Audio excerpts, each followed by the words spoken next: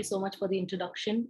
Hello, everyone. My name is Harini, founder and CEO of a personal care brand called Rhythm. A little, about myself.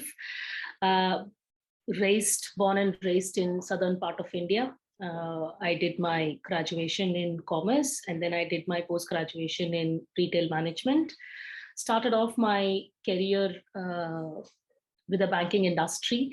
I think I come from a very traditional, environment where we are trained to think that the corporate job, the ultimate 7-digit salary, the 9-to-9 job is the ultimate goal of life.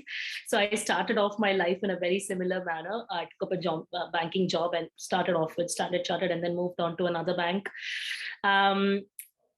I think, what really is interesting in my entire journey is the events that took place. And every time an event took place, I think how well I was able to capitalize on those events and not look back on the journey at all. I got married very, very early in life. At least in today's scenario, I would consider getting married at 22 is really early, right? So I got married when I was 22, and 23, I delivered a child, and my son had a disability called Down syndrome. It's a genetic disorder that affects the physical and the cognitive ability of a child. So it was a conscious decision for me to, probably take a break in my career immediately back then into 2010 itself. Very happy homemaker. I straight up from 2010 to 2015, I took a break. No regrets whatsoever. I was very busy concentrating on my son's well-being. A lot of things had to be done. I had to be around him for a longer time. So I kept traveling from city to city because my husband was we moved from Chennai to Bangalore, and then we moved to Hyderabad, and then finally we landed in Delhi in 2015. It was a complete, a different environment when I had reached Delhi, right? From down south, reaching the fashion capital, not knowing the local language here. Literally, I still make the gender mistakes when I speak Hindi, right? So it was, a complete transition that I had to go through when I reached Delhi. It was about the time, when my children had started going to school, and I had a lot of time in my hand, which I could productively use it into doing something. And honestly, let me put a disclaimer saying that right from the beginning, I never dreamt or aspired or planned that I wanted to be an entrepreneur. I wanted to start a brand. But I always wanted to do something on my own. That was the urge. And I was very inquisitive about learning new things. That was something which was a part of me.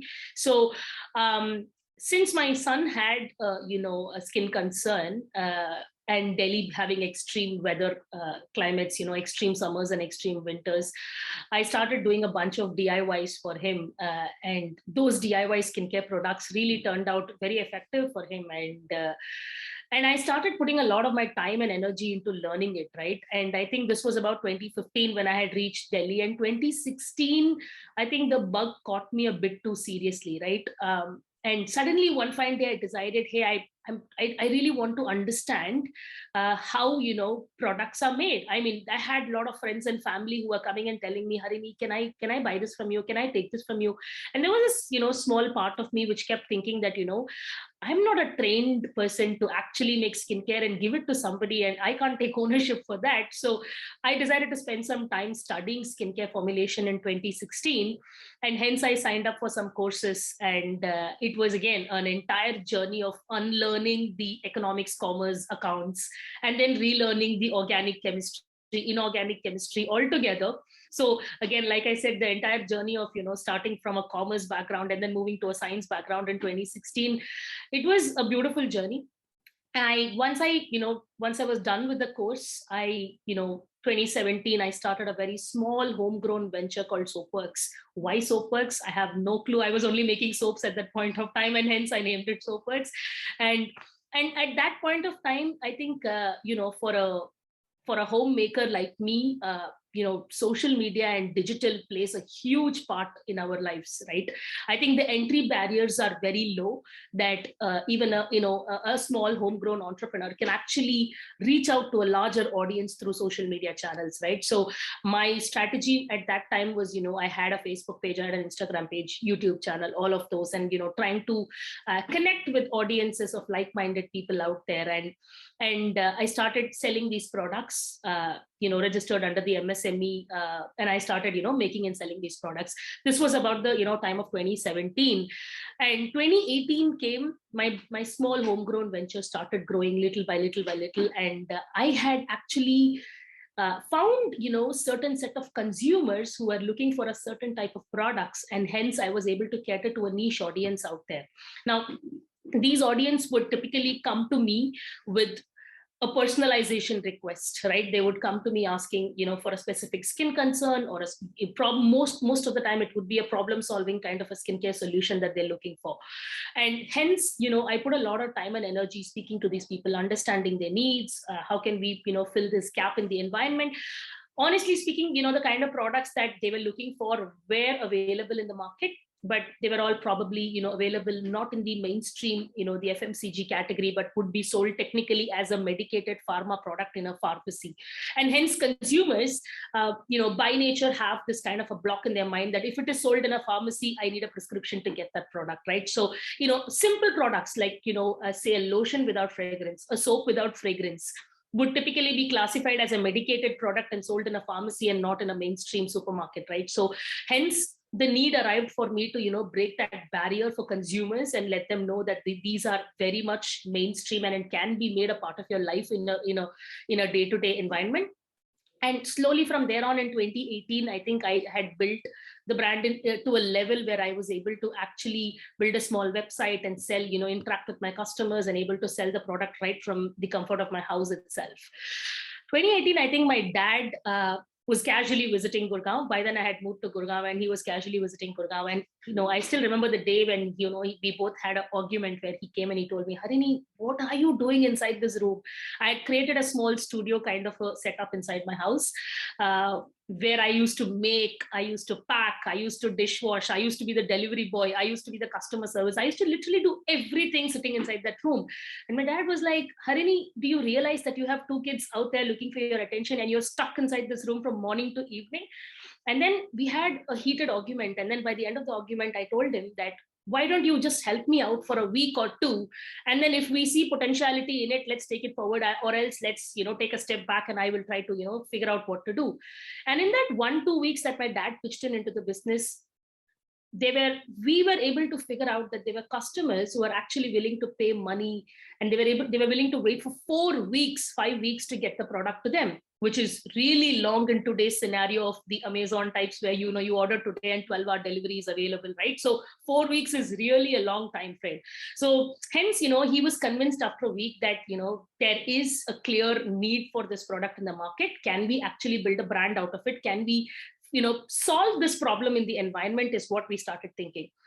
Quickly we decided to own the manufacturing setup. Not many brands in India actually own manufacturing, because manufacturing in itself is very complex. There are a lot of compliances involved. There are a lot of, regulations to be followed when you want to run a factory setup. But we wanted to own the manufacturing simply because the kind of products that we created were very unique. They weren't available in the market, and hence we wanted to own the IP part of the formulations and everything. And we felt it makes more sense that we own the manufacturing. So we set up a small manufacturing unit in Gurgaon, and we stepped out. And that's a very important aspect in my entire journey, because like I said, from where I was coming from, being a homemaker for last 5-7 years, and then suddenly stepping out of my comfort zone of, leaving my child who needs me, who is nonverbal, I need to leave him under the custody of someone else. And then stepping out was a huge, I think that was the first, I would say the winning point for me. I took that plunge to, step out of my house. I wanted to get out and, see what it is, to start a business and, be on your own. And when I stepped out, I think, I've gone through that entire journey of, the guilt that any regular mom would have, that I'm not there for my child. A neighbor calling me and telling that, hey, I see your son in the balcony, and then me panicking and rushing back home. I've gone through all of that phase. But I think what kept me motivated in this entire journey was, I knew that, the product had a, clear requirement in the market, and there was something called a product market fit that I was clearly able to figure in the market, right? So a couple of weeks ago I had this discussion in another panel, where they were talking, it was an argument between a passion market fit or a product market fit. And honestly speaking, from my journey, after that discussion, I could clearly conclude saying that, while a product market fit is very essential to build a brand, passion market fit is equally important, because that's what radiates what you want to do, and that's what consumers are easily able to connect you with. For example, if you look at with our brand, consumers have seen Harini's journey right from the time of being inside that tiny little room to creating a small product to today building a 10,000 square feet factory and having 100 plus employees in the organization. So these consumers have actually traveled with me in this journey, and hence, more than the product, people find the vision, mission, and the passion that has driven someone to build this more connecting than the product in itself, right? So I think both together plays a very important role while you're building a brand. And the journey from 2019, once we decided to build the brand, was something really, I think we've taken really one step at a time to build each and every process in the company. Being a homemaker, I think, like the previous speaker said, I come from a community of not even knowing what VC funding is, what is it to have investors on cap table, so many things, right? So I still remember the first ever investor who came in and who asked us, who asked me saying that, I would like to participate in your company's progress. Can we invest some funds? I literally went back to Google searching what is PE funding, right? So, that's the kind of journey we've had. Today, I think if I look back, what we've built is not just a brand that sells product, but a lot of values around, the whole system of building it, right? So if I have to narrate about this little story of, the first employee of Earth Rhythm, I take so much pride in this story, because from her, today she's still with us, and every time when I see her progress, I feel that I've already achieved something in life. And more than the financial aspect of building a brand or the fame, I think creating change in someone else's life gives you more fulfillment, and that's what really keeps me motivated in doing what I'm doing. So the story is about this girl named Momita, who was the first ever employee at Earth Rhythm. Back in 2019, when we started, obviously, we were a completely bootstrapped company. We were using our own finances to, pump in money and build the brand. So obviously, the first ever employee, I really could not, afford to pay the fancy paychecks that the executives come with. So I landed up to my security in the condo, and I told him that I'm looking for a girl for to help me work. And he was very inquisitive, and he was asking me what kind of work. I said, you just send in some girls tomorrow. I will shortlist myself. And the next day morning, I had a long line of girls outside my apartment asking me, Didi, kya kaam hai? What do you want? Most of them were looking for, the odds and ends, the helpers kind of a job. While out of those girls, I figured one girl, this tiny looking, 22-year-old girls were, clad in a sari. When I spoke to her, she said she'd just landed from this village called Sundarbans, which is in West Bengal. And so I was very intrigued seeing her, and I asked her, I was trying to, ask her some questions, asking, are you educated? Do you know how to read and write? She was like, I'm a graduate. And I was pretty shocked, because the kind of job that she was looking for was just a helps job. And I was wondering, if you're a graduate, why wouldn't you look for something better? She was like, I can't speak English. And I'm like, so what if you can't speak English? And when she told me that one dialogue, I took it as a challenge. I'm like, I'm going to take Momita and I'm going to work with her. Let's see, I can build something out of Momita. And she joined in. as an as a packing assistant at Earth Rhythm, who helped me in terms of the operations side, where where you take out printouts of all of the invoices, pack all the products and dispatch it. And that's where she joined in the operations side. And within a month training Momita, the kind of change that I saw, the kind of empowerment Momita got from being in an environment like building a startup environment. She came to me and she said, Didi, you know what? We should have process in the company. Can we do COD orders only on Friday? Can we do prepaid orders on Mondays? Can we have a system where we'll have the courier people coming only after 5 p.m.? So I could see her opening up and building ideas and bringing a lot of positivity and energy to the table. And that was, I think, the first success for me in building something, not just building a brand, but actually building values in the company, building people's morale, and that was very, very satisfying, for me. And like Momita, I think, from where Momita started, if at all I have to tell you where Momita is today she leads a team of 25 to 30 people in the factory site, helping them train, understand the process, and getting them in sync with the process, right? So like Momita, we've had some amazing policies in the system where the next thing was being an inclusive environment. First one was more about getting people to be a part of us. The second one was more about inclusivity. Since my own son had a disability, I strongly felt that our country is lacking in this one aspect, because I've always felt, as a mother going out, I've always seen that people mostly don't understand what disability is, and hence they would whether it's a work environment or simply when I take my son to a park, I do see that parents don't know what to tell their children about the child with disability. They would simply say he's sick, they would simply say he's different. But the child there is very inquisitive, because those children come and ask me, Auntie, why can't he speak? Why can't he do this? Why can't he do that? And I felt there was a strong necessity to be inclusive, because it's not the children today, it's the adults who don't know anything about disability, right? And hence, when adults don't know anything about disability, they don't know what to tell the children as well. So I wanted to take that up as the second part at Earth Rhythm, as the second ethos at Earth Rhythm, and we incorporated a lot of adults with special abilities to be a part of our system. So my son goes to a school here in Gurgaon, and I contacted the school and I figured out that there were a lot of adults, who are willing to get a kind of an internship where they can come down, they can help us with labeling, they can help us with packing, they can help us with anything which they're very good at. And we started training them. I think while we were doing all of these, we always ensured that we were telling consumers what we are doing. So for example, we had a typical incident where a customer wrote to us saying that the label was stuck a little upside down. It was little crisscross, it was not straight, perfectly stuck. And she wrote an email to us saying that I paid X amount of money, and finally I get a product with label which is not even stuck properly. I'm extremely upset. While replying to that mail, I just decided to take a small clip of the entire team that works on labeling these products, and I sent it to her with an apology mail saying that this is what goes into your product.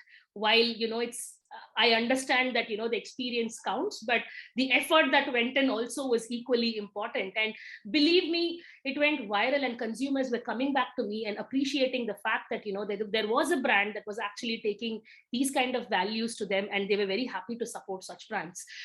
I think in the entire journey of building Earth Rhythm for us, more than today, I think today we have 100 plus employees. What gives me a lot of pride and joy in building this brand has been changing people's life, their outlook, their look, their thought process about what it is to work in an environment like a startup, right?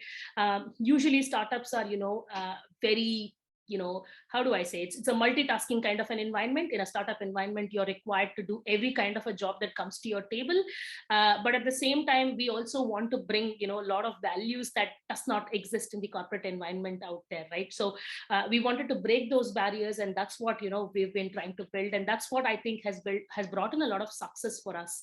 So I'd just like to conclude this speech today by telling everyone out there, especially women, because I was one from such environment where there are many such women out there who've taken a break just because they got married, they delivered a child, or simply they took a break in their career, and they're struggling, they're contemplating, they're wondering how to get back to work. There's never an end to it at all. I mean, if I could do it at 35, breaking all barriers with no prior work experience, if I could, build a brand, what really drove me to do it was the passion and the vision behind it. I think if that's there, you clearly have a reason why you cannot do it. Thank you.